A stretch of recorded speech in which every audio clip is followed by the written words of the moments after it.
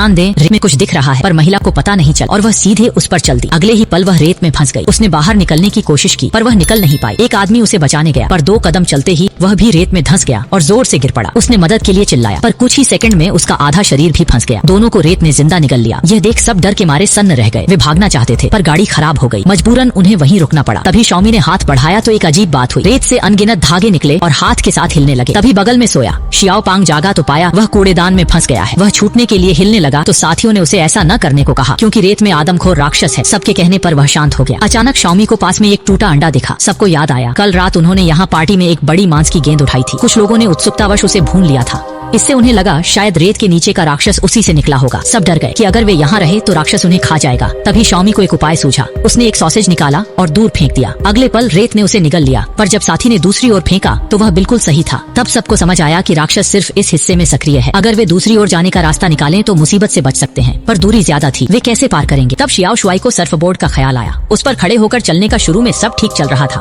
पर जब वह पार करने ही वाला था रेत ने अचानक बोर्ड हिला दिया और वह फिसल गया। अच्छा हुआ उसने दोनों हाथों से मेज पकड़ ली वरना गिर जाता। लेकिन तुरंत बाद अनगिनत तंतु फैल गए। अगले पल राक्षस ने कार पर हमला शुरू कर दिया। छोटू ने जल्दी से उन्हें मदद के लिए फोन करने को कहा, लेकिन बदकिस्मती से कल रात की पार्टी में उन्होंने सभी फोन ट्रंक में रख दिए थे। मजबूरी में सुनहरे बालों वाली लड़की ने एक जोखिम भरा फैसला किया। वह सावधानी से बम्पर पर खड़ी हुई, एक हाथ से काली लड़की को पकड़ा, दूसरे हाथ से कार में चाबी डाली और मुश्किल से ट्रंक खोल पाई। पैरों के नीचे जगह कम थी। तभी एक पुलिस कार आ गई। सुनहरी बालों वाली लड़की सायरन से डर गई और ट्रंक पर गिर पड़ी। उंगली भी फंस गई। दूसरों ने मिलकर जिंग युआन को मदद के लिए पुकारा। उसे बताया कि रेत में राक्षस है। कार से न उतरने को कहा, लेकिन इस अजीब बात पर जिंग युआन ने बिल्कुल विश्वास नहीं किया। वह सीधे बाहर निकल आया। लेकिन अजीब बात यह कि राक्षस ने उस पर हमला नहीं किया। दरअसल जिंग युआन ने जूते पहने थे। जब तक त्वचा रेत को न छुए तब तक कोई खतरा नहीं था। फिर जिंग युआन छोटू के पास गया उसे बाल्टी से निकालने के लिए, लेकिन छोटू बहुत भारी था। जिंग युआन उसे उठा नहीं पाया। तभी उसकी चाबी गलती से जमीन पर गिर गई। जैसे ही वह उठाने झुका अगले पल रेत ने उसे जकड़ लिया। वह कितना भी कोशिश करता निकल नहीं पा रहा था। जब तक उसने अपना एंटी वुल्फ स्प्रे नहीं निकाला राक्षस ने उसे नहीं छोड़ा, लेकिन उसकी एक बाह काट ली गई थी। दर्द से चीखने के बाद जिंग युआन जल्द ही जमीन पर गिर पड़ा। आखिरकार उसे निगल लिया गया। तब पास के साथी ने सोचा पैरों को तौलिए में लपेटा जा सकता है, फिर तेजी से दौड़कर सुरक्षित क्षेत्र तक पहुंचा जा सकता है। लेकिन जब काली लड़की ने तौलिया फेंका साथी का पैर फिसल गया। वह सीधा गिर पड़ा। रेत से तुरंत अनगिनत तंतु निकले।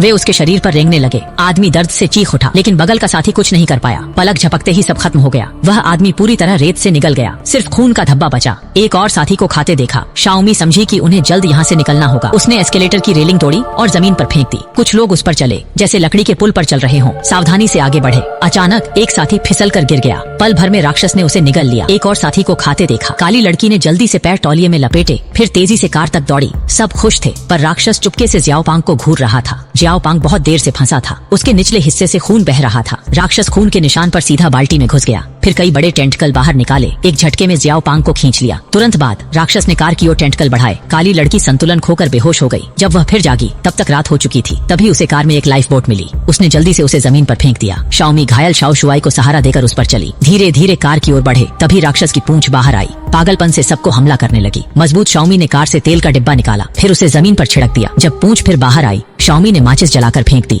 आग तुरंत भड़क उठी। राक्षस दर्द से चीखने लगा। पूंछ को लगातार हिलाता रहा। मजबूत शाओमी जल्दी से कार में छिप गई, लेकिन और ज्यादा पूंछें बाहर आईं। कुछ लोग डर से चीख पड़े। कुछ देर बाद बाहर सब शांत हो गया। अगले दिन एक राहगीर ने उन्हें जगाया। शाओमी ने सावधानी से जमीन को छुआ, पाया कि राक्षस चला गया था, पर शाओ शुआई खून बहने से नहीं जाग पाया। अंत में सिर्फ शाओमी और एक और बचे राक्षस समुद्र में चला गया। नए शिकार की तलाश शुरू कर दी।